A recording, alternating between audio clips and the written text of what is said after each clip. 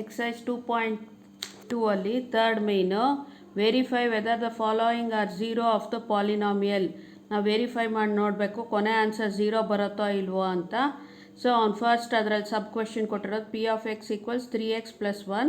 ಅವ್ನು ಕೊಟ್ಟಿರೋದು ಏನು ಹೇಳಿದ್ದಾನೆ, ಎಕ್ಸ್ಗೆ -1/3 ಹಾಕ್ಕೊಳ್ಳಿ ಅಂತ ಹೇಳಿದ್ದಾನೆ.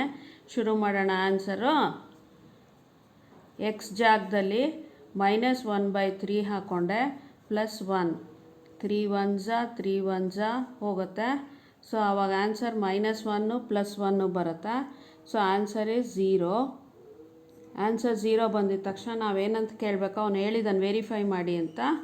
So as it is 0 of the polynomial ಅಂತ ಬರಿಬೇಕು.